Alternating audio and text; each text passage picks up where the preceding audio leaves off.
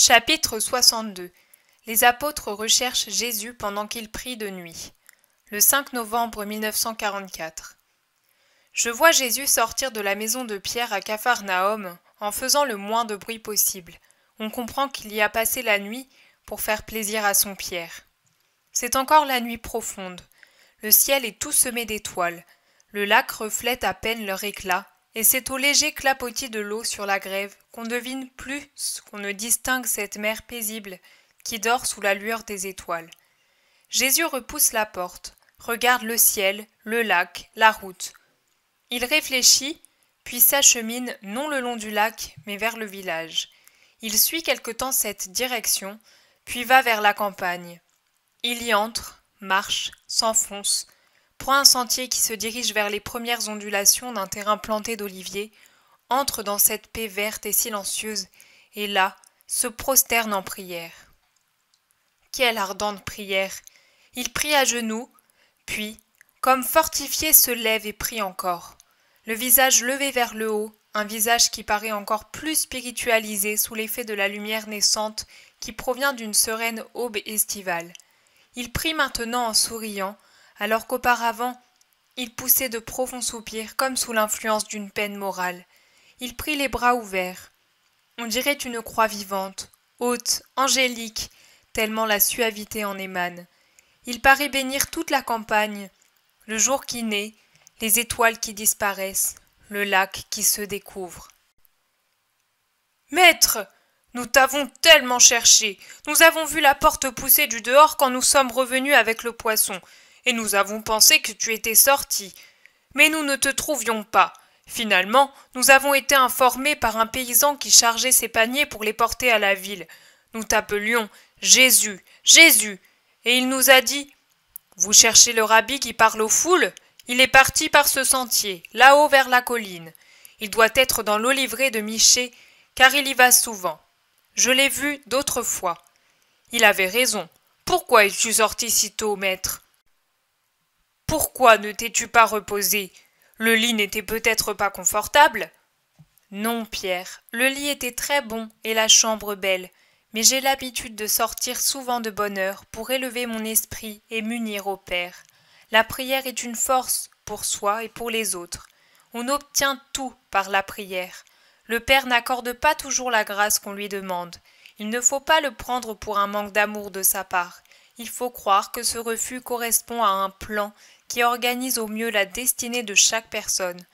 Mais la prière apporte, à coup sûr, la paix et l'équilibre qui permettent de résister à bien des choses qui nous heurtent sans quitter le sentier de la sainteté. Il est facile, Pierre, tu le sais, que tout ce qui nous entoure obscurcisse notre esprit et agite notre cœur.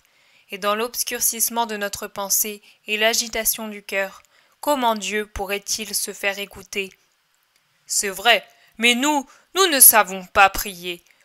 Nous ne savons pas dire les belles paroles que toi tu dis. Dites ce que vous savez, comme vous le savez. Ce ne sont pas les paroles, mais les sentiments qui les accompagnent, qui rendent les prières agréables au Père. Nous voudrions prier comme toi tu pries. Je vous apprendrai aussi à prier. Je vous enseignerai la plus sainte des prières, mais pour qu'elle ne soit pas une vaine formule sur vos lèvres, je veux que votre cœur possède déjà un minimum de sainteté, de lumière, de sagesse. C'est dans ce but que je vous instruis. Plus tard, je vous enseignerai la sainte prière. Vous m'avez recherché parce que vous attendez quelque chose de ma part ? Non, maître, mais il y a tant qui attendent beaucoup de toi. Il y avait déjà des gens qui venaient vers Capharnaüm. C'étaient des pauvres, des malades, des personnes affligées, des hommes de bonne volonté qui désiraient s'instruire. Comme ils te demandaient, nous leur avons répondu « Le maître est fatigué et il dort. Allez-vous-en, revenez au prochain sabbat. » Non, Simon, il ne faut pas dire cela. Il n'y a pas qu'un seul jour pour la pitié. Je suis l'amour, la lumière, le salut, pour tous les jours de la semaine. Mais jusqu'à présent, tu n'as parlé que le sabbat ? Parce que j'étais encore inconnu. Mais au fur et à mesure que l'on va me connaître, il y aura chaque jour effusion de grâce et de la grâce. En vérité, je te dis qu'il viendra un temps ou même l'espace de temps accordé au passereau pour se reposer sur une branche et se rassasier de graines, ne sera pas laissé au Fils de l'homme pour prendre son repos et son repas. Mais alors tu tomberas malade. Nous ne le permettrons pas. Il ne faut pas que ta bonté te rende malheureux. Tu imagines que cela pourrait me rendre malheureux, moi?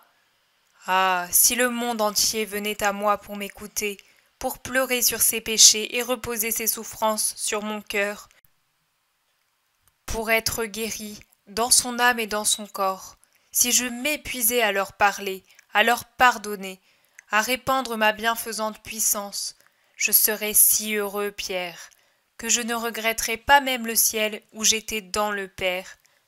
D'où provenaient ces gens qui venaient à moi? De Chorazaïn et Bethsaïde, de Capharnaüm et jusque de Tibériade et de Gergesa, comme de centaines de petits villages disséminés entre l'une ou l'autre ville. Allez leur dire que je serai à Chorazaïn et Bethsaïde et dans les bourgades situées entre les unes et les autres. Pourquoi pas à Capharnaüm? Parce que je suis venu pour tous et que tous doivent avoir l'occasion de me voir. Et puis, il y a le vieil Isaac qui m'attend. Il ne faut pas que son espoir soit déçu. Tu nous attends ici alors? Non, je pars, et vous, vous restez à Capharnaüm pour m'envoyer les foules, puis je reviendrai. Nous restons seuls. Pierre est tout triste. Il ne faut pas t'attrister, que l'obéissance fasse ta joie, et qu'avec elle tu sois persuadé d'être un disciple utile, et les autres avec toi et comme toi. Pierre, André, Jacques et Jean se rassérénent, Jésus les bénit et ils se séparent. Ainsi se termine la vision.